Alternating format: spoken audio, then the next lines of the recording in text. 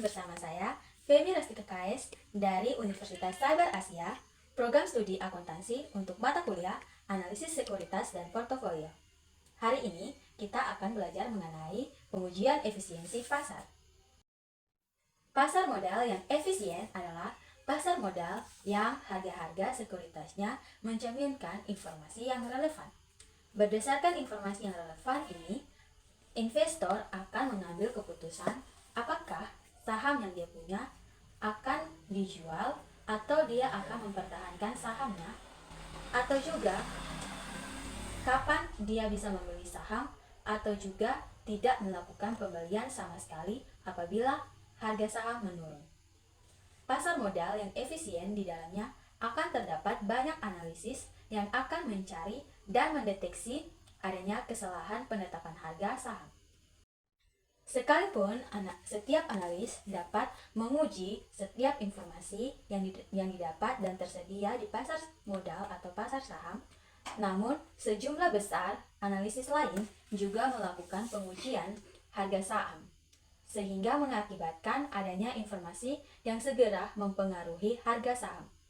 Pasar efisien terbentuk karena adanya perhatian besar daripada saham-saham yang diamati oleh sebagian besar analis, serta perhatian yang sedikit pada saham-saham yang kurang diamati oleh analis. Oleh karena itu, penelitian ini terfokus kepada saham-saham yang tergabung di dalam indeks LQ45 yang notabene di dalamnya merupakan saham-saham dengan likuiditas tinggi dan berkapitalitas besar sehingga kecil kemungkinan tidak diamati oleh para analis. Objek penelitian daripada 10 saham perusahaan yaitu SII, ANTM, BLTA, BNII, CMNP, INDF, INKP, ISAT, KLBF, dan juga TLKM. Rumusan masalah dari penelitian ini yaitu yang pertama, apakah Bursa Efek Indonesia sudah efisien di dalam bentuk lemah pada saat dan sesudah krisis moneter? Yang kedua, apakah efisiensi bentuk lemah mengalami peningkatan setelah krisis moneter?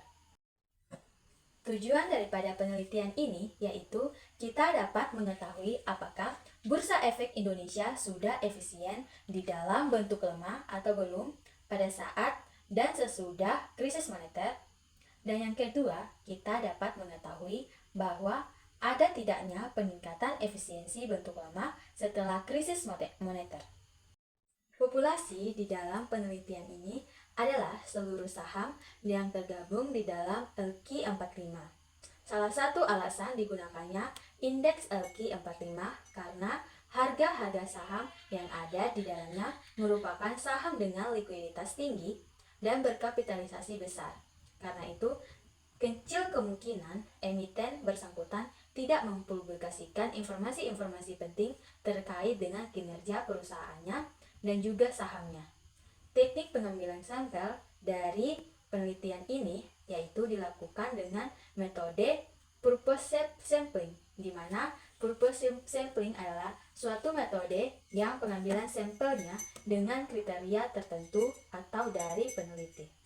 Saham-saham yang akan dijadikan sampel dipilih dengan syarat atau kriteria-kriteria tertentu bahwa saham tersebut selalu tercatat di dalam indeks LQ45 secara terus-menerus di dalam per tahun pada periode krisis moneter. Metode analisis data yang digunakan adalah ujiran dan uji korelasi. Ujiran adalah suatu urutan lambang-lambang yang sama yang diikuti serta mengikuti lambang-lambang yang berbeda atau tidak mengikuti atau diikuti lambang apapun. Teknik ini memungkinkan peneliti untuk menguji hipotesis apakah harga-harga saham untuk suatu periode tertentu bersifat random atau tidak random. Penelitian ini menggunakan harga-harga saham bulanan selama 1 tahun. Karena sampel kurang dari 20, maka ujiran ini terhadap sampel-sampel ini akan dilakukan dengan tabel. Perhitungan ujiran akan dilakukan secara manual maupun non-manual, yaitu dengan bantuan program SPSS. Sedangkan uji autokorelasi yaitu bertujuan untuk menguji apakah terdapat korelasi atau hubungan antara harga saham periode T dengan harga saham pada periode T1. Perhitungan uji autokorelasi dalam penelitian ini adalah dilakukan dengan menggunakan bantuan program SPSS. Apabila koefisien korelasi bersignifikan, maka harga saham bersifat tidak random, dan sebaliknya apabila tidak signifikan, maka harga saham bersifat random. Uji RAN dengan tingkat signifikansi 5%, maka apabila nilai R lebih besar dari batas atas atau F2 atau lebih kecil dari batas bawah atau F1, maka H1 diterima. Sebaliknya, jika nilai R lebih kecil dari nilai F batas atas atau F2 atau lebih besar dari nilai batas bawah F1, maka HO diterima.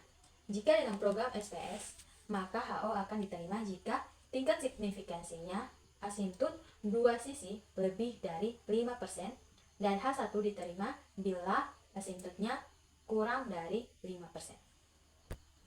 HO artinya harga saham bersifat random dan H1 artinya harga saham tidak bersifat random. Sedangkan untuk uji autokorelasi dengan tingkat signifikansi alfa, maka harga saham bersifat random jika tingkat signifikannya lebih besar daripada 5%, dan apabila tingkat signifikansi kurang dari 5%, maka HO diterima jika koefisien tidak berarti atau harga saham random apabila tingkat signifikansi lebih dari 5%. Hasil dari penelitian ini yaitu didapatkannya beberapa hal, yaitu yang pertama, untuk uji RAN pada periode krisis moneter, yaitu di mana tidak ada satupun harga saham yang nilai R-nya sesungguhnya sama atau lebih rendah dari batas bawah atau sama atau lebih besar dari batas atas sehingga H0 diterima. Artinya bahwa ke-10 saham yang menjadi sampel dari penelitian ini semuanya random. Yang kedua, uji RAN pada periode pasca krisis moneter di mana terdapat hanya satu saham yaitu INKP yang mempunyai nilai R sesungguhnya sama dengan batas bawah. Dengan kata lain, hanya saham INKP lah yang tidak random, namun sisanya bersifat random. Yang ketiga yaitu uji autokorelasi pada periode krisis maupun setelah krisis, di mana didapatkan bahwa pada periode krisis moneter terdapat 4 koefisien autokorelasi lag 1 yang signifikan, yaitu ASII, BNII, CMNP, dan KLBF. Sedangkan pada lag 2 dan lag 3 semuanya tidak signifikan. Sebaliknya, pada periode pasca krisis moneter terdapat 4 koefisien juga autokorelasi pada lag 1 yang signifikan, yaitu BLTA, BNII, CMNP, dan juga TLKN. Sedangkan 1 koefisien autokorelasi pada lag 2 signifikan, yaitu TLKN, dan 2 koefisien autokorelasi lag 3 juga signifikan, yaitu ANTM dan juga TLKN. Berdasarkan uji RAN pada periode krisis moneter, ke-10 saham daripada sampel penelitian semuanya random dan atau acak.